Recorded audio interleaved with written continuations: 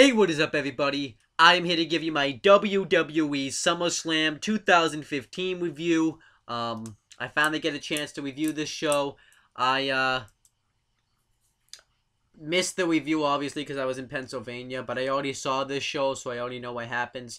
But I have to watch it again, because if I don't do that, then the review I make will suck, and I don't want that to happen. So, I'm going to do the same thing I did for the NXT TakeOver Brooklyn review. I'm going to watch the show in little pieces and make little videos and combine them all into a big video, just because I want to do it that way to see if it improves the video. The NXT Brooklyn review I thought was pretty good, so it ended up working out, so we're going to have to wait and see with that. But this time it's going to be done a little bit differently. I'm going to be watching that ESPN thing, like that. I guess I can't really say it's a pre-show, but that show they did on ESPN Sports Center. First, cover that, and then I'm going to watch the pre-show and cover that.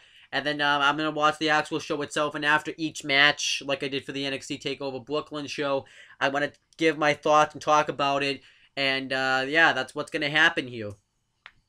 And, yeah, I finally get to talk about this show. I can't wait. And, yeah, so let's get it started. Okay, so I was just trying to watch that Sports Center thing they had, and apparently I couldn't find anything. I don't know if I recorded the wrong thing or what, but I couldn't find it, so I'm just going to start watching the pre-show and give my thoughts on it. But I figured you're going to wonder why I didn't talk about the ESPN thing. That's why, is I might have recorded the wrong thing or I was lied to. Probably the first one, most likely, but let's continue with the review. Okay, so we have the pre-show. We have Renee Young, Booker T, Byron Saxton, and Corey Graves on the panel. I thought they did a pretty good job. Renee Young messed up a couple of times, but they were still pretty good. And John Cena and Jon Stewart were backstage, and Jon Stewart's talking about, hey, if you need my help mixing up with Seth Rollins, I have some experience because I was able to lay out a low blow on him. But Cena's like, I'm gonna be fine. I made him tap out 2 weeks ago. And Jon Stewart brings up his kid, and because Jon Stewart, by the way, was the host of SummerSlam. I didn't mention that.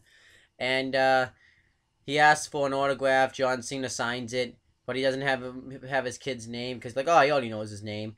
And then when Cena walks away, he says, "I gotta go put this on eBay because I need the money because I'm retired." I thought that part was hilarious, but overall, this was a fine segment.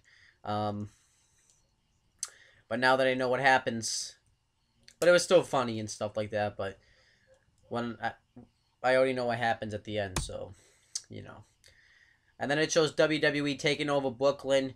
It shows them going to the fire department for do that call thing. I forget what it's called.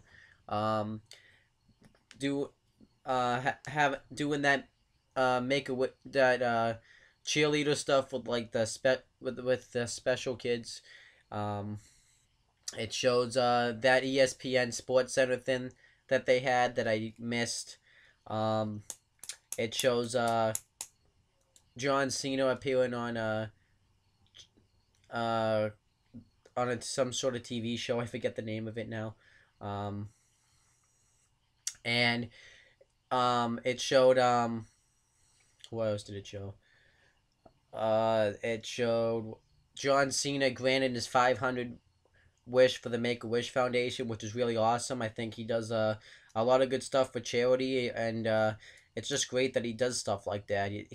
They say that he's like done the most out of any celebrity. It's just awesome. I think that's awesome that he does that kind of stuff. So yeah, all that kind of stuff I thought was cool. And then they're talking about the Cesaro Kevin Owens match, and Byron Saxton and Booker T are pretty much saying that Kevin Owens isn't going to win after that ladder match he had with Finn Balor last night because he had to be helped to the back. So the Kevin Owens walks up and he looks at Booker T and says, "Jealous? You think I'm jealous of Cesaro? I have nothing to be jealous for. I'm right here. I main event in a pay-per-view last night."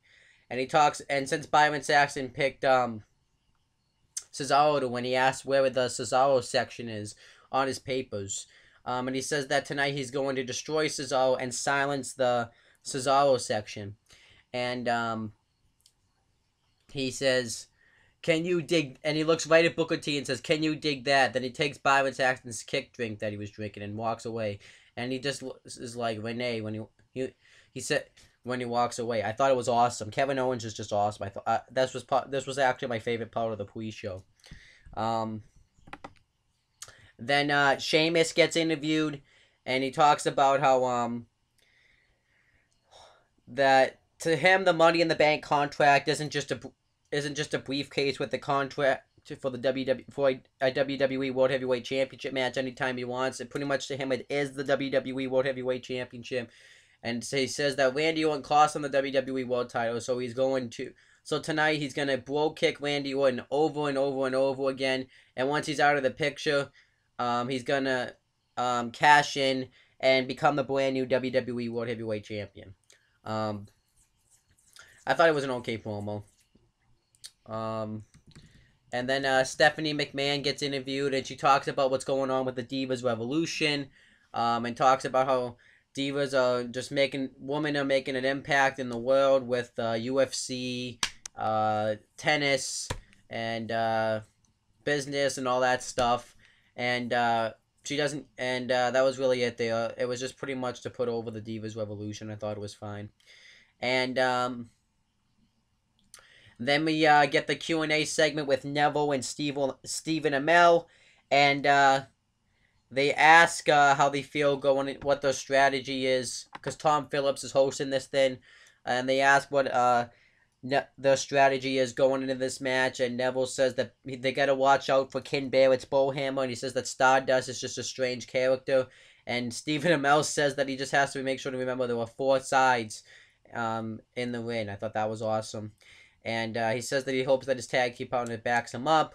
And then Neville gets asked what his biggest obstacle was coming into the WWE. And he says that it was his size, because this is normally a place filled with giants and all that stuff. But he persevered and had his size. And Stephen Amell gets asked if he's nervous at all for this match, and he says that he is nervous. He's always nervous though when he goes to a big scene in his show, Arrow and all that stuff, and he says he's going to be nervous tonight, but as long as his tag team partner and the universe watches back, nothing's going to go wrong. And then they get asked whether or not Neville's going to appear on the Arrow show, and they said that could possibly happen. It might happen actually, and if it does, I could see it happening. And then they ask him about his TV show, what to expect from it, and why they should get the network, and they pretty much put over the match. I thought it was fine. And that was really the pre-show. I didn't think the pre-show was that bad. I thought it was okay. I liked the Kevin Owens stuff. I liked Sheamus' interview, wasn't bad. Kind of sucks they couldn't get like a match on here. I think they totally could have put a match on here. The pre-show's an hour. I like hearing the pre-show sometimes, but I think what they could have at least thrown out Finn Balor out there to defend his NXT title, because he was actually there, and you could have had him defend it against like Rhino or something. I think that would have been fine, and I would have had a problem with that, because they've been kind of feuding on NXT lately, so I don't know why they wouldn't just do that. But overall, the pre-show wasn't bad. Now I'm going to start watching the actual show. Okay, so we have JBL, Michael Cole, and Jerry the King Lawler on commentary for this show. And we get the host of SummerSlam, Jon Stewart. He was already in the ring. They had the arena was all dark, and then it lit up, and he was there. And he says that he's the host of SummerSlam, and you're going to get like the 10 greatest matches in SummerSlam history. That wasn't true. And he says that he talks about how for 16 years, I forget how long it was actually, but he was talking about politics, but now he's in reality, referring to the WWE win, and he even got a No Sleep Till Brooklyn chant started. I thought that was cool. And he talks about how the WWE wrestlers and performers have the greatest amount of respect for the fans, and he goes through all the superstars. John Cena got booed. Brock Lesnar got booed. And then he talks about The Undertaker, and he got cheered, and he says, that's how you guys should be feeling, because I was one of those people that was upset when Brock Lesnar broke The Undertaker's streak at WrestleMania 30. And he says that he wanted to do a special interview session with Brock Lesnar, but he was obviously going to need some backup because Brock Lesnar would have kicked his ass, and he even says that. So who does he have? None other than Mick Foley, which was awesome because he got a nice hometown pop, and I thought that was awesome. And he says, and he even does like a cheap pop by saying, I'm glad to be right here in Brooklyn, New York. I mean, he doesn't exactly live in Brooklyn, but he lives in New York, so. And he says that when he was having that phone call, he wasn't hearing him properly because he doesn't have a left ear, which obviously, I mean, it is true, but he obviously has like a replacement ear. And he says that he thought he was talking about how he wanted him to help back him up to interview with The Rock. He didn't know he meant Brock Lesnar. And he says that if he had known that, this conversation wouldn't be happening right now. And Jon Stewart was like, what are you afraid of? What are you trying to tell me? That you're afraid of Brock Lesnar? And he's like, that's exactly what I'm telling you. And Jon Stewart says, well, you went through that Hell in a Cell match with The Undertaker. You had all that hard drive and passion. And Mick Foley says, yeah, that's true. I had passion, I had hope. But you know what else it was? It was 17 years ago. And he says that he's wrestled all over the world, but the one place he's visited all over the world, but the one place he doesn't want to visit is Suplex City, and he does not start in tonight. So he tells Jon Stewart that he's on his own, and Jon Stewart's just like, okay, let's just get to the show then, because obviously he's scared. And then that was it. I thought this was an awesome segment, though. Jon Stewart was great, Mick Foley was great, and I popped to see Mick Foley, so I thought this was a great segment, and the stuff they were talking about was great, so I thought this was great stuff. Okay, so we have the first match on the show, which Randy Orton versus Sheamus. And it's not like the match was really bad or anything. It's just that we've seen it so many times that it's kind of hard to KO. But Randy Orton goes for an RKO right off the bat, but Sheamus ends up countering it, and he rolls outside the ring. And the crowd's chanting, you look stupid at him. So he grabs the mic and stands on the English announcer's table, because there was 3 announcers tables tonight, English, French, and Spanish. Which I think is kind of cool that they do that, once a year. But he says that he doesn't look stupid. All the fans watching this show look stupid. And he says that after tonight, you will learn to respect the Hawk, which was actually a weird line, but it was kind of funny. And it ended up trending on Twitter.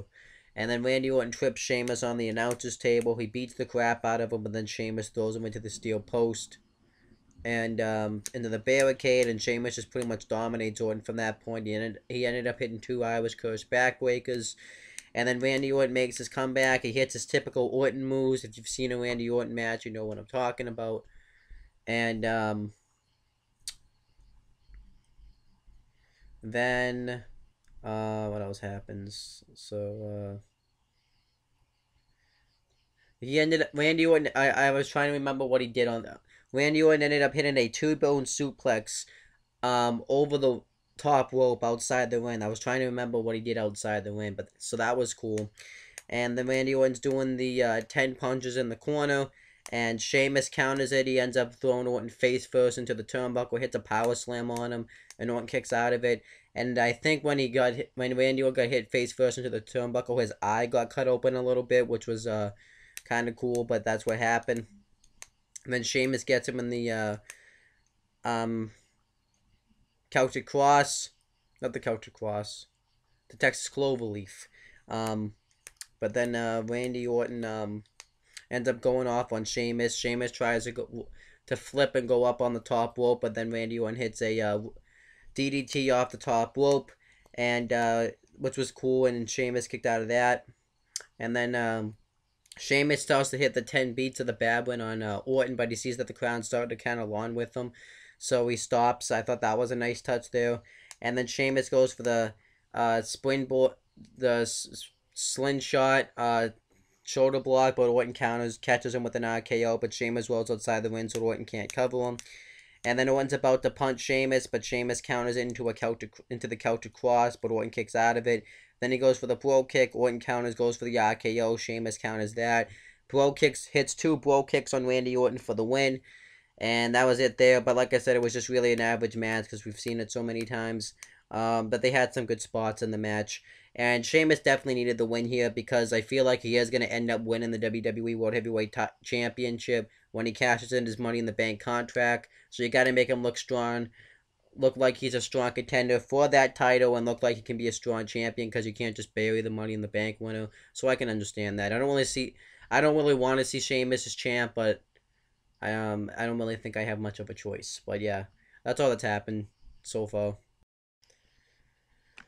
Okay, so the next match is the Primetime Players, which consist of Darren Young and Titus O'Neil. So the Primetime Players were defending the WWE Tag Team titles against Kofi Kingston. I actually forgot to write his last name. I was well Kofi. But it was against Kofi Kingston and Big E, and they had Xavier Woods inside because they all make up the New Day.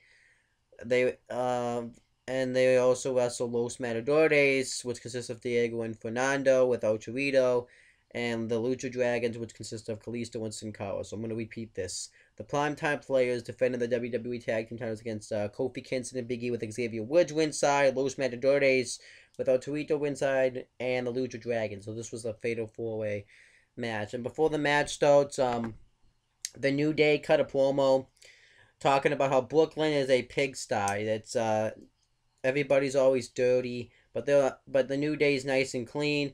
And he says that they're going to teach them something they don't know about. They're going to teach them about hip-hop, because hip-hop originally was from the South. And they said that Jay-Z tried this and failed, which got them heat because Jay-Z's from New York. And they actually cut this part off of the network. But they start singing a parody of Let's Hear It for New York, New York. You know, all that stuff. And they say, let's hear it for New Day, New Day. And then they get interrupted by the Lucha Dragons entrance. Terrible stuff. I hate the New Day. I've talked about many reasons why throughout past videos. And so is my friend James Hebert from the Massasoit Wrestling Corner and his other YouTube channels like Rainbow Youth Wrestling. And James Hebert that I'll talk about at the end of the video. And the match starts out, Darren Young and Big E start the match, and Kofi tags, I forget who started the match, but Kofi tags himself in, so Kofi and Big E are legal, so Big E tries to pin Kofi, but Darren Young breaks it up, and then, so that was really weird, because they were trying to pin themselves, because technically if that was a pin, they would have gotten the titles. I don't know why they did that spot. I thought that was ridiculous. But the Lucha Dragons get tagged in. Sin Cara hits a head scissors off the... hits like a springboard head scissors onto Kofi. I thought that was cool. And Sin Cara hits a rolling senton, and he does a monkey flip and... to Kalisto, and he ends up doing like a shooting star press right onto Kofi. I thought that was really cool. And then Big E gets tagged in, and Kalisto goes off on him. He hits that big kick right to Big E. I thought that was cool. And Darren Young tags himself in, and they start doing some chain grappling together.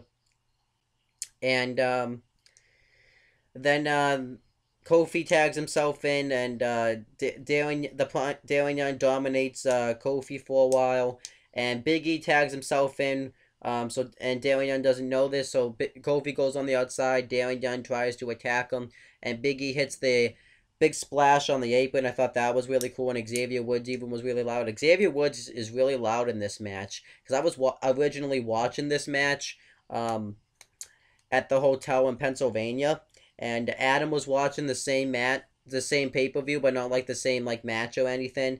And I didn't even have the thing on full volume, and I had headphones on, and he could hear Xavier Woods. That's how loud Xavier Woods was in this match. So I think that's pretty interesting right there.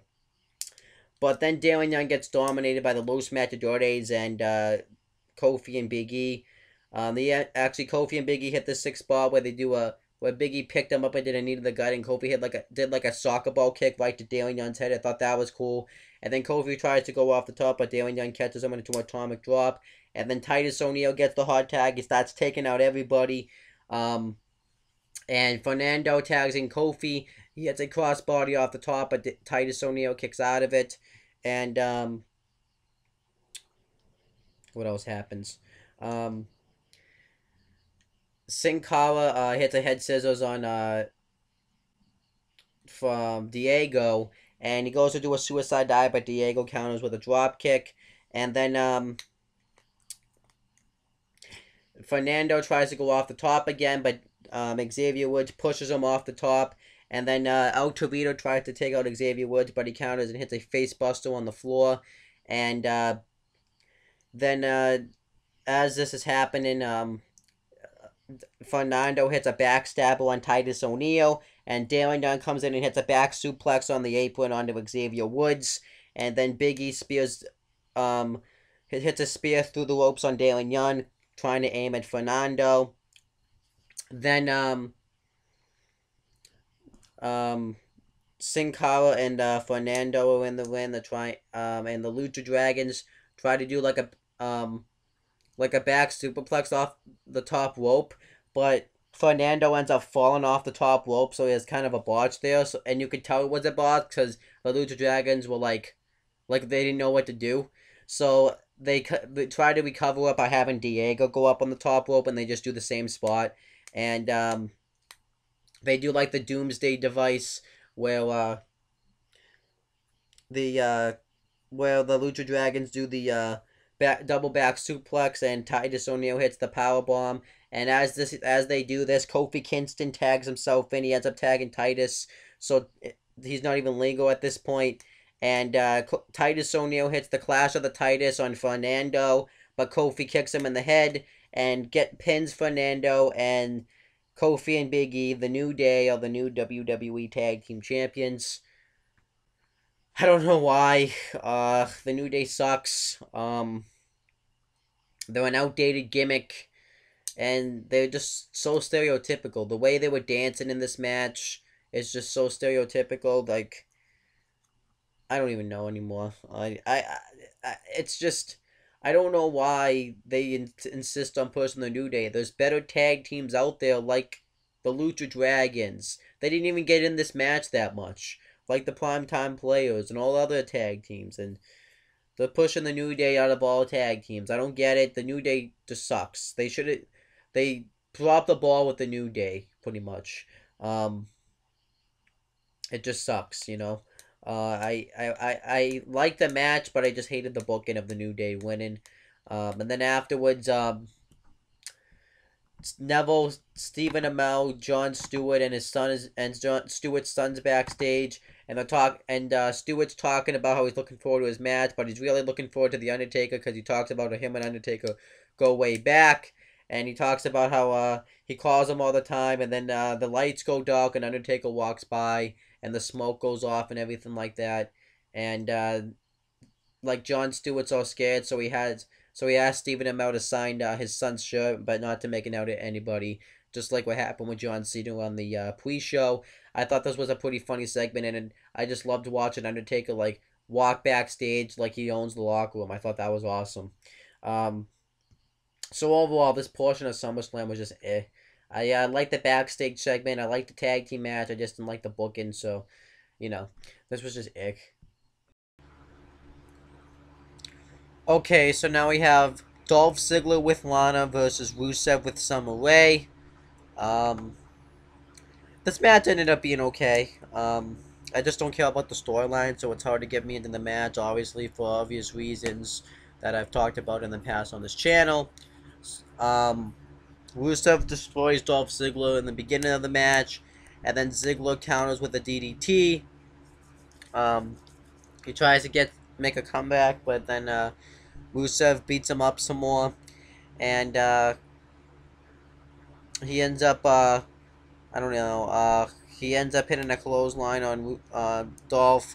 He ends up hitting a power bomb. No, he ends up planting him face first and does a rolling senton on the Ziggler. That was cool. And Rusev goes for a diving headbutt. Ziggler hits the X Factor off the top rope. That was pretty cool. And what else happens in this match? Rusev hits a heel kick on Ziggler. Ziggler kicked out of it. Dolph gets Rusev in the sleeper hold. Rusev gets the at first Rusev gets to the ropes, but then his hands get taken off, and then he starts ramming Ziggler into the turnbuckles. And Rusev hits Ziggler hits Rusev with the Famouser. Rusev kicked out of that, and then Rusev hit the super kick, and he gets Ziggler in the accolade, and Lana comes over and begs Ziggler not to tap, but then Summer Rae comes over and tries to attack Lana, but she blocks it. But she blocks it and ends up hitting a slap on Summer Rae, which causes Rusev to release the hold, which, if Summer Rae didn't do that, that wouldn't have happened. Rusev could have just won the match.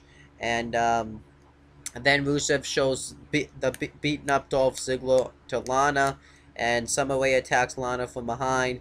And then Ziggler hits a super kick on Rusev, and the ref continues to count to 10, and both men get counted out, and nobody wins the match. And Ziggler goes to continue to attack, and so when Dolph hit the super kick too, Rusev landed on the announcer's table.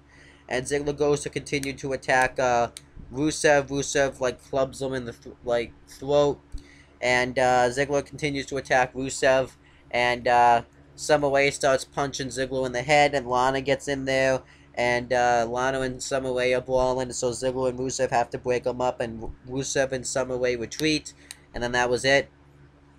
I didn't care for the finish, because now that means this feud's going to continue, and I didn't really want to see this feud continue, because this feud sucks, and, they're probably going to do a mixed tag team match with Dolph Ziggler and Lana versus Rusev and Summer Rae at Night of Champions. I don't know why they didn't just get it out of the way and do it now. I think they should have just ended this feud tonight. There was no reason to continue it. But, whatever. I feel like Vince McMahon's not going to stop until he finally breaks up Rusev and Lana. I think that's why this feud's continuing, because they're not broken up yet. But whatever. The match ended up being okay, though. I didn't care really. So that's my thoughts there. Okay, so next we had Neville and Stephen Amell versus Ken Barrett and Stardust. And Stardust came out with some new attire. It was the same thing, but he didn't have sleeves on. And this was actually great. I was surprised. Well, I knew this would be good, but this ended up being great. It was all because of Stephen Amell. He really surprised me here. But Neville and Barrett start the match, and Neville does that little backflip that he usually does to do at the beginning of the match, and hits a crossbody right onto Barrett. I thought that was cool. And then Barrett tags in Stardust, and Stardust wants to face Stephen Amell. So Neville tags in Amell, and Amell just jumps right in the ring. I thought that was really cool. When he did that, I'm like, well, maybe I'll give this guy a chance. And then Stardust pushes Stephen Amell, and then Stephen Amell gets right back up and big boots Stardust right in the chest. And then he ends up hitting a hip toss onto Stardust. I thought that was really cool. And then what else happens here? Stardust tries to do a back suplex one, but Stephen Amell ends up landing on his feet. That was awesome. And then Ken Barrett gets tagged in, and Barrett ends up hitting that that kick right into the ribs on Stephen Amell and Stardust, and Ken Barrett get the heat on Stephen Amell. I thought that was really cool because I didn't expect Amell to take the heat. I thought Neville would. So I thought that was cool that Amell took the heat. Barrett hit the big boot in the ropes. I thought that was really cool. I was not expecting this. And then Amell ends up hitting... well, he hit something. an enziguri on Stardust, which was impressive.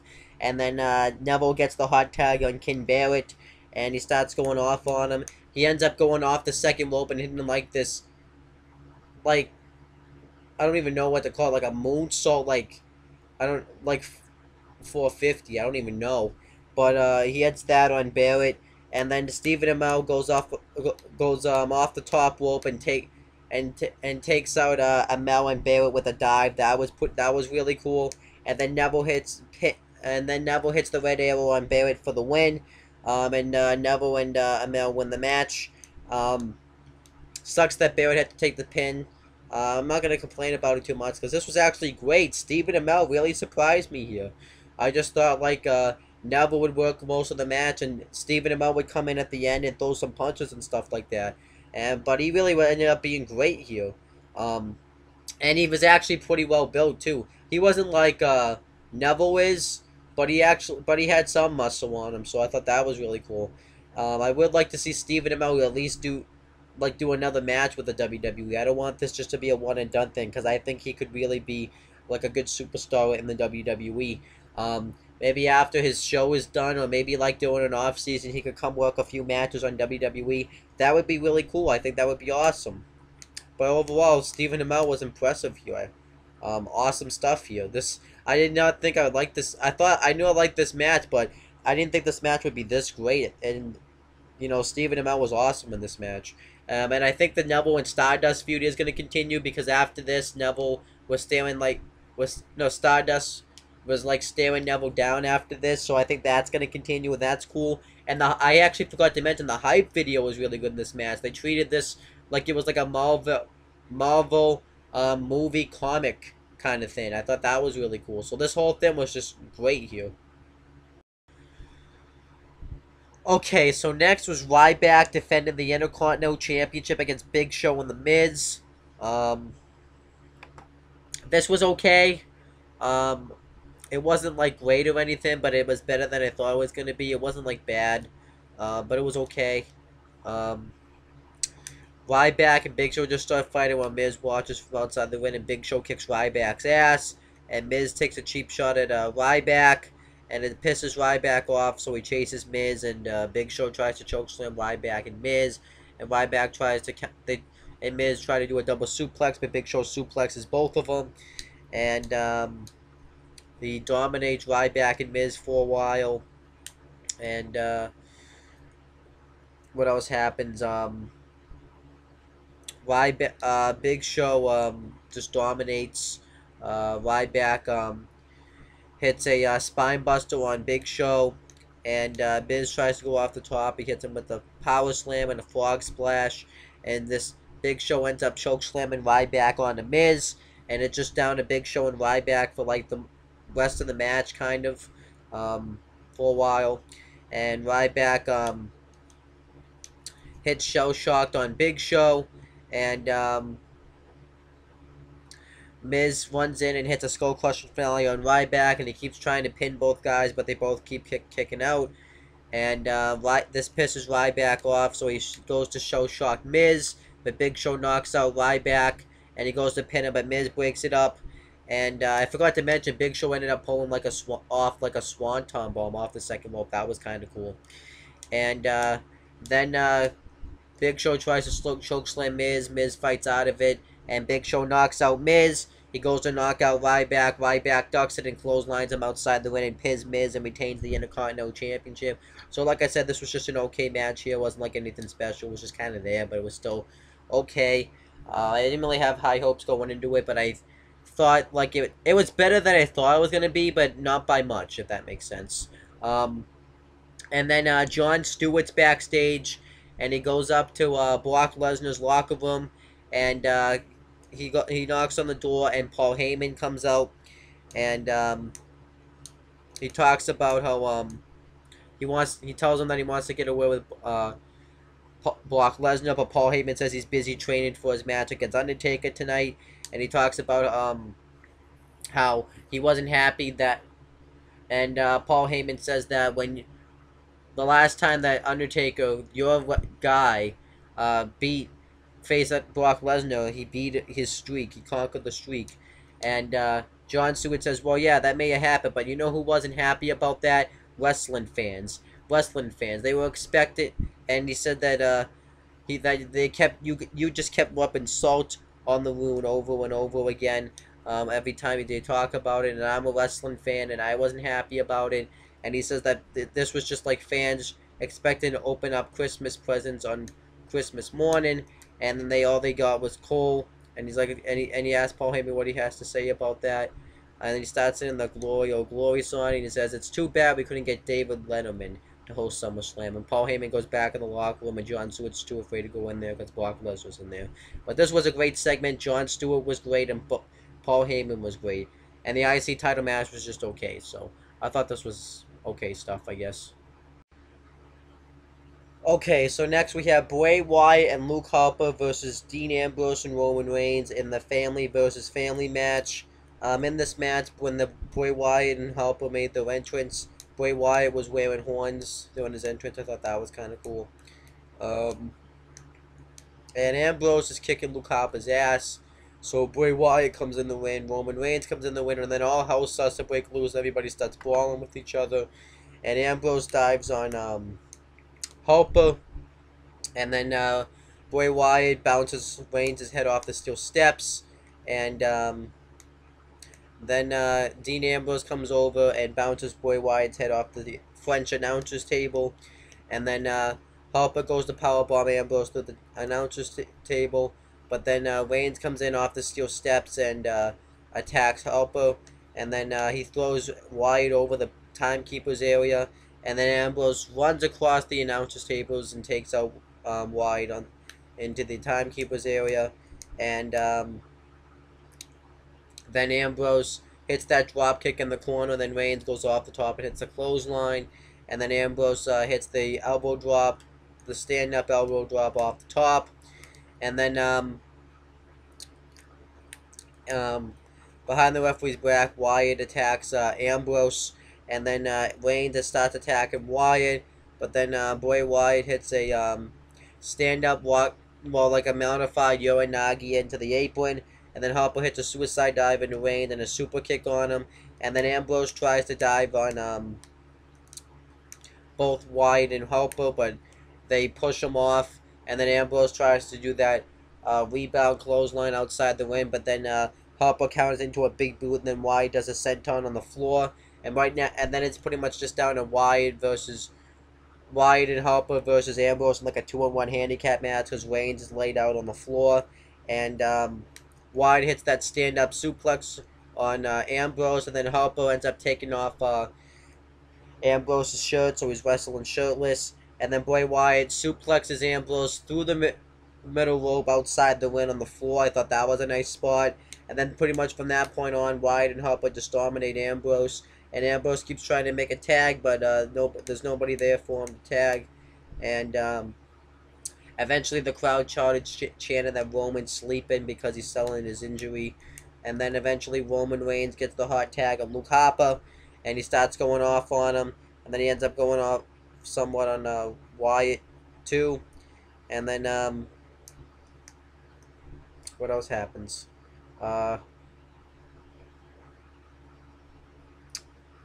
Then Reigns tags in Ambrose, and well, no, Harper hits that Harper hits a super kick and sit down suplex on Reigns, and Reigns kicks out of it. Then they try to do the Doomsday Device with Wyatt, but then Ambrose runs in, and then eventually Reigns and Ambrose hit the Doomsday Device on Harper, and Roman Reigns hits the Superman punches on Reigns and Harper, and then eventually they tried it, and then eventually they do the double power bomb like the Shield would do the triple power bomb, but instead they do the double power bomb to Harper. And Wyatt goes for the Sister Abigail on Ambrose, but Ambrose counters with Dirty Deeds. And then Reigns gets tagged in and hits the spear on Wyatt for the win. And Reigns and Ambrose go over. I really liked this match. I thought this match was booked properly. It was chaotic. It was crazy. It was hard to keep everybody in control. Everybody just did whatever the hell they wanted. I thought that was nice. And what really made me get into this match was there were points in this match, just by the way this match was going, that I thought Ambrose and Reigns, one of them was going to turn on each other, but it didn't happen. I'm glad it didn't happen because I want them just to stay brothers, not just because of the friendship, but I just don't think any one of them should turn on each other, because I think that would be cool if they stayed friends for a while, and you have them turn on like a bigger show, maybe going into like WrestleMania, Survivor Series, or Royal Rumble or something like that. That would be really cool. And it was just a good match overall. And I'm glad that Reigns and Ambrose went over, because I think they needed a big victory on a pay-per-view, both of them, because they've been both kind of losing out on pay-per-view. So I'm glad they've gained a big win like that. Well, not a big win, but a much-needed victory. And yeah, that's really it there. So I'm going to bed now, by the way. I'm not going to continue watching the show. I'm probably just going to go to bed because I'm kind of getting tired. And I'll finish this review probably, well, technically today, it's already Sunday now, so probably when I wake up, I'll try to just get it done right away. So when I get an opportunity, I will finish out this review. Okay, so we have the next match. It's WWE United States Champion John Cena versus WWE World Heavyweight Champion Seth Rollins in the title for title match. And the video package for this match is amazing.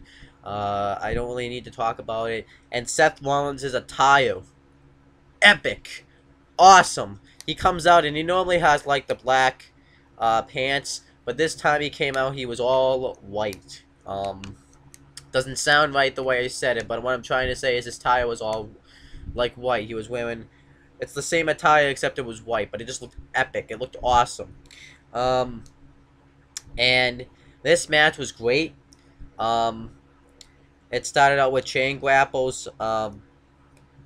Seth Rollins hit a hip toss on Cena, then a drop kick, and then Cena hit like a wicked right hand on him. They did some more chain grapples, and then Seth Rollins hit a blockbuster from off the top rope. And then he drop kicked Cena outside the ring, and he hit two suicide dives and then like a flip dive on Cena. That was cool. And then Cena gets back in the ring. Then Cena starts to hit a shoulder, like his normal 5 moves of doom, John Cena move. And then he goes for the third one, but then Seth Rollins counters that, and he hits a Guri on Cena, and Cena kicked out of that. And then Rollins goes to go off the top, but Cena goes to catch him in the STF, but Rollins gets the ropes, and then Cena forces him up, hits that move, goes for the 5-knuckle shuffle. Rollins sees him coming, and then hits a slim blade on Cena, and Cena kicked out of that. And then Cena hit the springboard, that shitty springboard stunner, and the 5-knuckle shuffle. And he goes for the AA, but Rollins holds on to the ropes. And what did Rollins do after that? Rollins hit the double knees off the second rope, and then he hits like the front face moonsault, but Cena kicked out of that. And then Seth Rollins just kind of owns Cena at that point.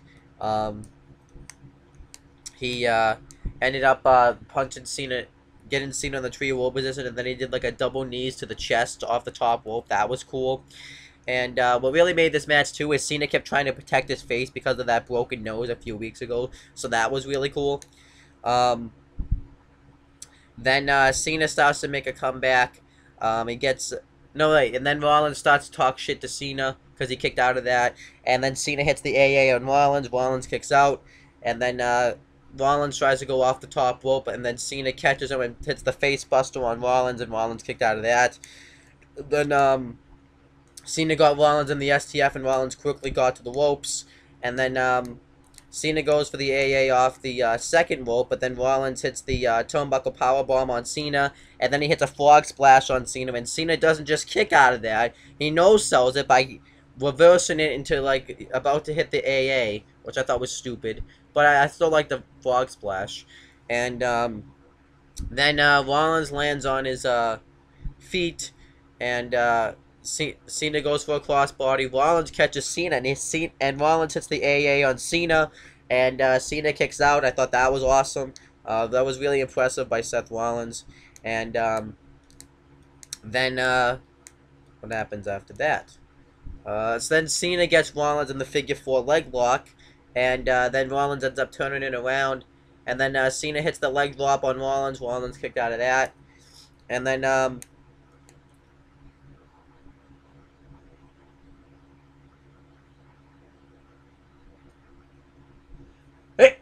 sorry, I had to sneeze.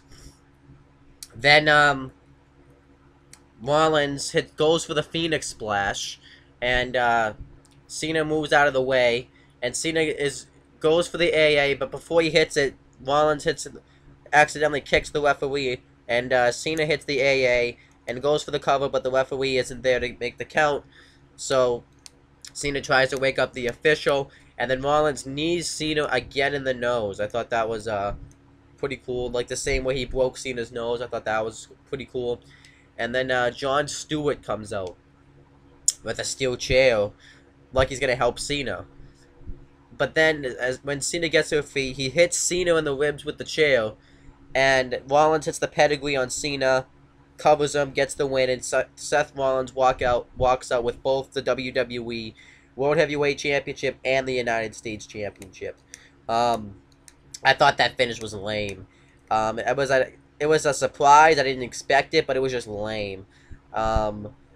One, because they had 4 weeks to come up with a finish to this match. Yeah, they didn't necessarily know the match was going to happen because John Cena had that broken nose, but still, it's just, you always have to have a backup plan, and they didn't necessarily know Jon Stewart was going to be hosting SummerSlam until, like, the week before SummerSlam, so I thought that was stupid. It just felt like that they didn't have a finish to come up with, so they just went with that. I don't really know what the hell they can do with this, because Jon Stewart isn't a wrestler or anything, so what are they going to do? Jon Stewart versus John Cena, and Cena wins? That's going to be lame. And it was just lame. I don't know, it was just lame. I can't even... It was just bad. I mean, I don't know why if Rollins was going to win, they couldn't have him, like, beat Cena clean by continuing to target his nose, and then you have Cena, like, sell the nose injury and he can't continue or something. I just thought it was lame. They're probably going to do this match again at Night of Champions, so I'm not going to complain about it. But like I said, I haven't seen anything else up to this point, so I can't really... So don't comment saying, how do you not know that? As for the sake of the U.S. title, what I think is going to happen is Rollins tomorrow night on Raw. Well, you know, on Raw, because it already happened, from last week. He's going to probably come out and say, I finally made history, but I don't want this worthless U.S. title. And he, like, throws it on the ground. And then they make, like, a U.S. title tournament at Night of Champions. And I would like to see that happen. Like, if they do a tournament for the United States title, I really would like to see that happen at Night of Champions. And you can put the people you can probably put in this tournament. You can have, like, in the first round, I would do, like, a 16... Well, I would do, like, an 8-man tournament with 4 matches. And you do, the first round is Neville versus Stardust. That would be really cool. So you can do that. You can do Kevin Owens versus Dean Ambrose. There you go. And then you do Cena versus... Or you can do... you can have John Cena face somebody. Maybe like... I don't know. I would like to see Cena in the tournament. You could do a 16-man tournament, though. You could throw Neville versus Stardust. Dean Ambrose versus Luke Harper. Roman Reigns versus Bray Wyatt. You can throw Kevin Owens versus Dolph Ziggler, or you can do Ziggler versus Rusev if you have to, and you can do, like, Kevin Owens versus, I don't really know who, maybe John Cena in the first round, and then you can do, or you can do, like, Cesaro versus, maybe, like, Bray Wyatt. No, wait, I already said Bray Wyatt. But you can find a match for Cesaro, get him in there, and the final, and you can have the quarterfinals come down to Cena versus Kevin Owens, and Cesaro versus maybe like Bray Wyatt or something like that, or like some, and you can have Kevin Owens beats John Cena, and Cesaro win, and the finals is Kevin Owens versus Cesaro, and you have one of those two win the U.S. title. Or you can have the finals come down to Cena versus Kevin Owens and have Kevin Owens win the U.S. title. Or the finals come down to Cesaro versus John Cena, because they've always had amazing matches. And you have Cesaro win the U.S. title by finally beating John Cena. Or you can have Roman Reigns win it to finally give him something to do. You can have Dean Ambrose win it. You can have Neville win it. So there's a lot of options you can do for the U.S. title. I hope they do something like that. And that would be awesome.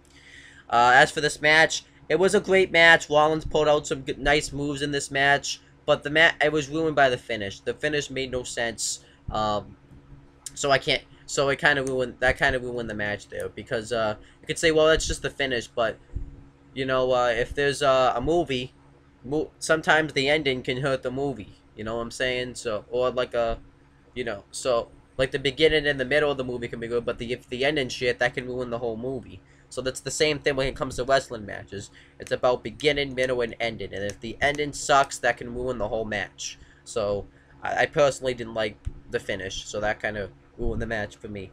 But yeah, that's about it. Overall, this match, I'll say it was great until the finish. I'll say that, but the finish just ruined the match. So that's all I have to say there. Okay, so next was the six-woman elimination tag team match. It was Team Bella, which consists of Nikki and Brie, the Bella twins, and Alicia Fox, versus Team Bad, which stands for Beautiful and Dangerous, and that team consists of Sasha Banks, Naomi, and Tamina Snuka. And we had Team PC. Oh, I screwed up. I wrote PCF, but it's PCB, which consists of Paige, Becky Lynch, and Charlotte. So it's Team Bella versus Team Bad versus Team PCB in the elimination tag team match. Now the rules are once you're eliminated, once somebody from your team gets pinned, the whole team's eliminated. And it can happen by a pinfall, submission. Apparently it can happen by count out or disqualification, which is weird because it's like a triple threat match. So I would think there would be no count outs or no disqualifications, but what do I know, right? So the match starts out with and only like 2 people can be legal. So it starts out with Becky Lynch and I think Brie Bella. And they start going off on each other. Brie Bella gets the upper hand, and she hits that big knee into the corner when she sets it up by saying Brie mode.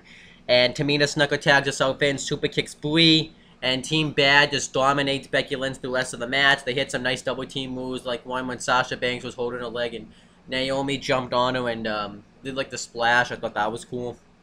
And then eventually they throw Becky Lynch outside the ring, and Tamina Snuka throws her apron, drives her into the apron, and then Charlotte spears Tamina Snuka outside the ring, and then what ends up happening is Charlotte and Becky Lynch are outside the ring, and Sasha Banks and Naomi hit like flip dives on the outside, and it looks like Sasha Banks kind of botched because she seemed like she got injured after that. I don't know if it was because of the match last night too with Bayley, because there was a spot in the match with Bayley where she landed really awkwardly on her knee. So, but she seemed okay, so maybe she was just selling. I'm not really sure. And then the Bellas dive on Naomi and Sasha Banks, and Alicia Fox act like she's gonna dive, but Paige stops her, and Paige shoves her off the turnbuckle, and she lands into everybody, and then Paige just takes out everybody with a dive off the top turnbuckle, and then Brie Bella tags herself in, so it's Brie Bella and Tamina Snuka, the legal woman, in the matchup. And Brie Bella hits a facebuster off the turnbuckle onto Tamina, gets the pin, and eliminates Team Bad. So now it's just down to Team Bella and Team PCB. I kind of was disappointed that Team Bad got eliminated that early, though. I kind of wanted them to last a little bit longer, but they did fine for the time they were in there. And the right person got pinned. I think Tamina's the right person to get pinned because Sasha Banks, it would kind of bury her if she got pinned, and Naomi kind of do the same thing. Tamina Snuka is like, I feel like it buries her too, but they bury Tamina Snuka enough, so it doesn't matter. So then Nikki Bella hits the rack attack on Becky Lynch, and she's about to get the pin, but Paige and Charlotte break it up, and then Paige gets the hot tag on Nikki Bella, but then Nikki Bella hits an Alabama slam on the floor on the outside. That looked pretty cool. And then Team Bella pretty much dominates Paige throughout the rest of the matchup. They do some nice double team moves, like when the Bellas did the double flapjack on Paige. That was cool. And then eventually Paige gets the hot tag on Charlotte, and she hits all the moves on Alicia Fox. And she gets it in the figure 8, but Nikki Bella breaks it up, and then Paige tackles Nikki. And then Alicia Fox and Charlotte both hit big boots on each other. And then Becky Lynch gets the hot tag on Brie Bella, but Brie Bella goes for the dropkick off the top. Becky Lynch moves out of the way and then hits a pump handle slam for the win. I thought the finish was really weird because I would think Becky Lynch would get her in the disarmer and for a finisher, but she hit the pump handle slam, so I thought that was a little weird. But overall, the match ended up being pretty good. I enjoyed it, and the right team went over. I think it was a good move to have Team PCB win, and I like the fact that Becky Lynch got featured a lot in this match. She was in the match a good amount of the time, and she ended up getting the victory, like the final decision, so I was fine with this. I liked this match.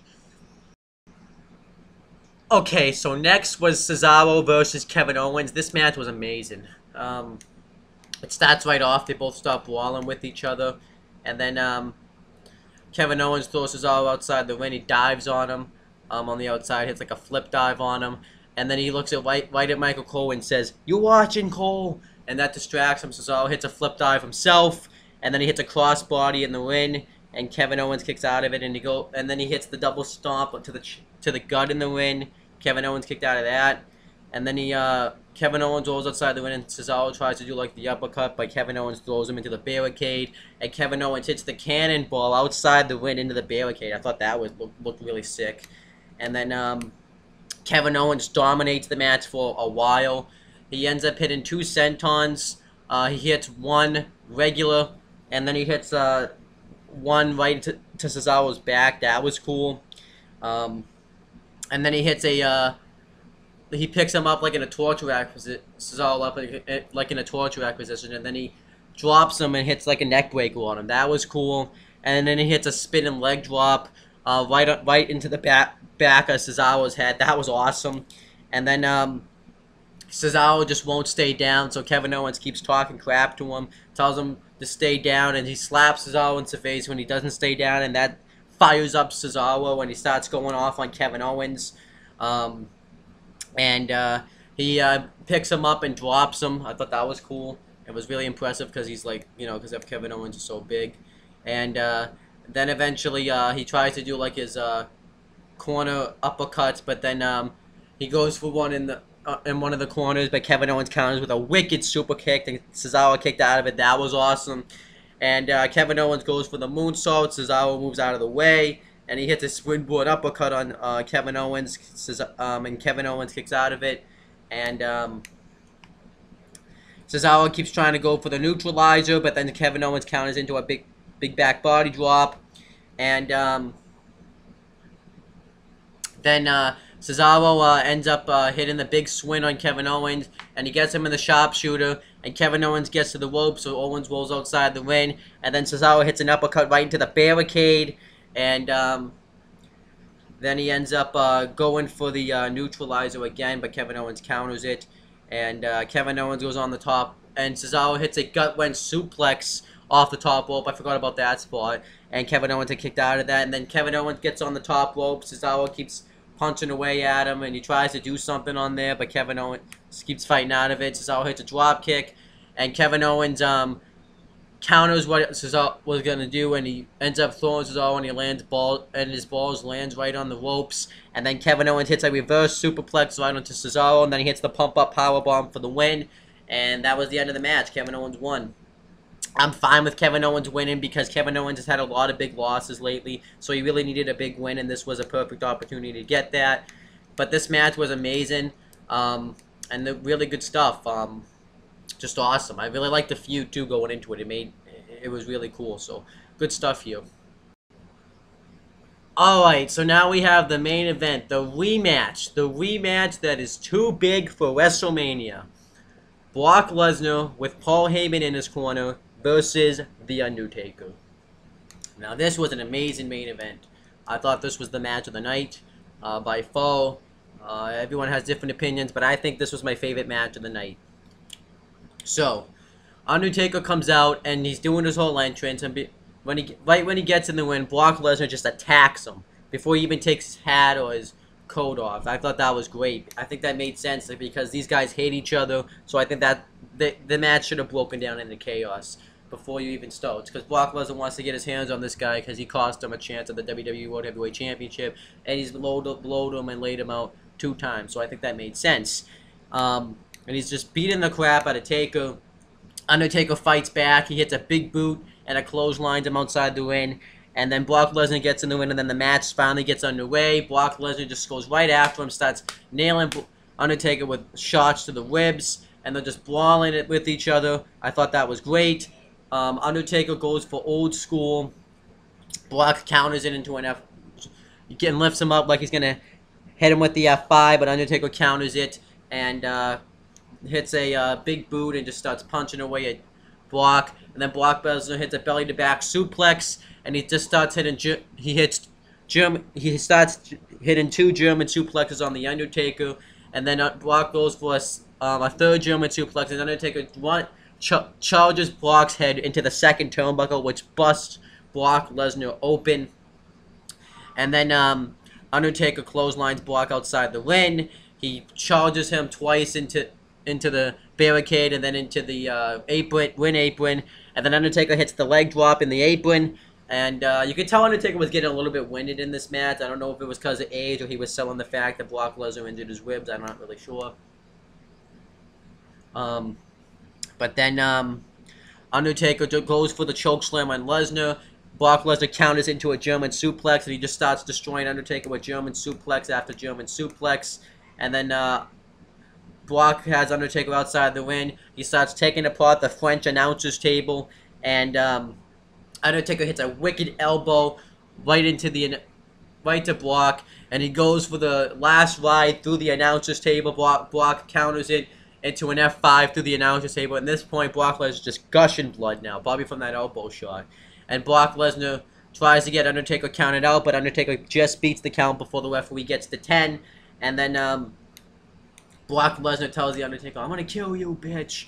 And he kept screaming stuff like "Suplex City, bitch." I thought that was great. And Undertaker says, "You're gonna have to."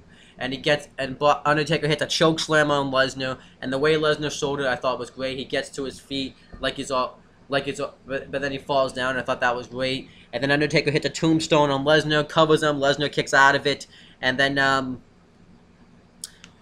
Undertaker and Lesnar are down. Brock Lesnar sits up, starts laughing it off, and then Undertaker sits up, mocks that he's laughing at him, and then they both start trading punches. And then in the corner, Brock Lesnar gets Undertaker into the Kimura lock, but then Undertaker counters it into a last ride, and Lesnar kicked out of that. And then Lesnar hits 2 F5s on the Undertaker. He kicks out of both of them. And then Brock Lesnar, Undertaker's acting like he's all hurt, but then he fakes it. Undertaker gets Lesnar into the Hell's Gate, but then Brock counters it into the Kimura lock. And then this is where it gets awesome right here. So the referee sees that Lesnar's shoulders are down. He counts him down. And then the referee rings the bell. And Paul Heyman gets in the ring. Not the referee. I mean, the timekeeper rings the bell. And then Paul Heyman gets in the ring and he says, "Undertaker tapped. He tapped out."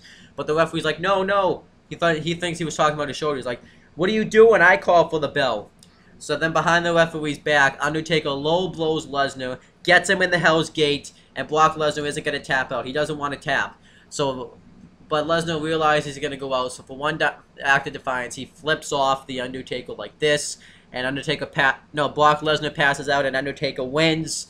And I thought that was amazing stuff. So here's what ended up happening. They played the replay, and I didn't know what was going on myself.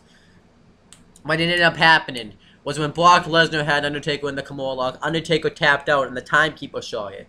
But the referee didn't see it because he was counting Brock Lesnar's shoulders down. But after he did that, Undertaker stopped tapping out. So that's what ended up happening there.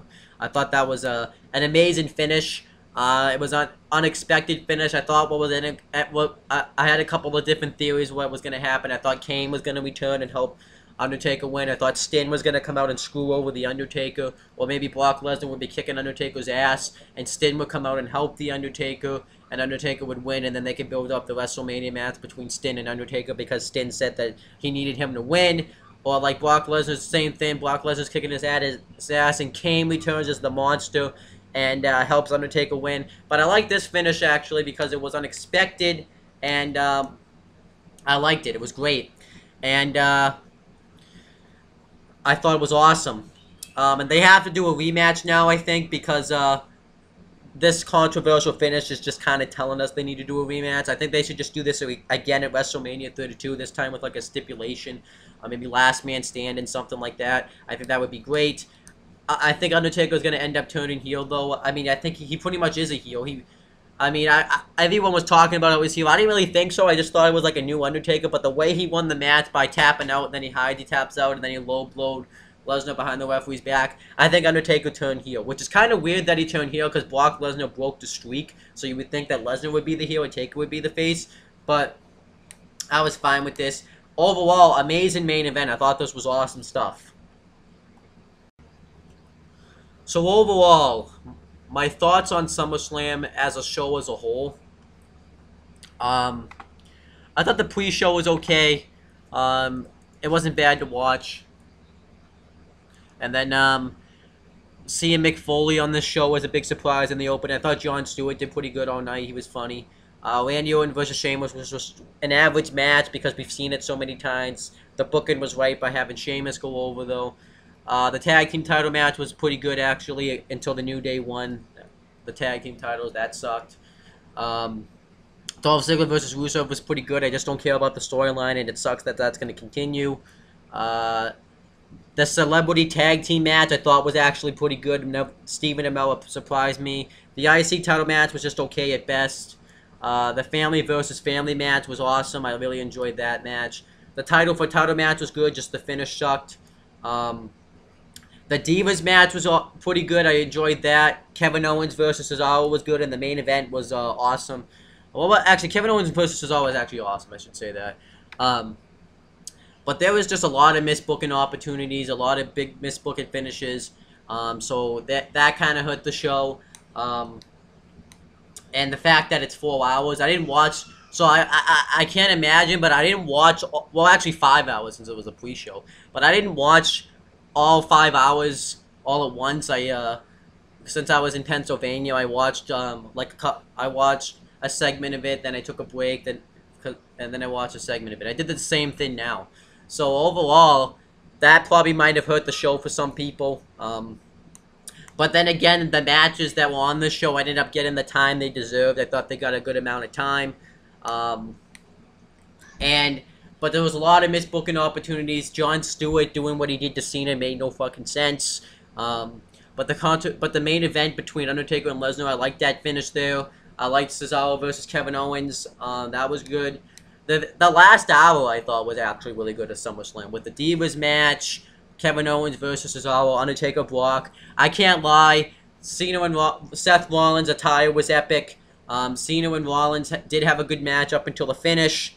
So I'll give it a good show. I think there's enough things to like about this show. I'll give it a good show. It was a good show. I can't say it was like a great show. I was a little bit disappointed with some of the matches and outcomes and stuff like that. But I'll give it a good show because you had Cesaro versus Kevin Owens, which was good. The Divas match was good. The main event was good. The title for title match is good, except for the finish. What else? The tag team title match is good until the finish. The IC title match is okay. Dolph Ziggler versus Rusev. Anytime Dolph Ziggler's in the match, you always should expect a good match. The family versus family match was awesome. The celebrity tag team match was awesome. So I'll give it a good show. There was enough stuff to like about this show that's a good show. Seeing Mick Foley was a nice surprise. So I'll say SummerSlam ended up being a good show. Wasn't a great show, but it was a good show. So I'm going to end this video off. This is actually going to probably be my last pay-per-view review for a while. Because in September, which is actually like a couple of days away, I am going to be... The Massasoit Wrestling Corner is going to be returning.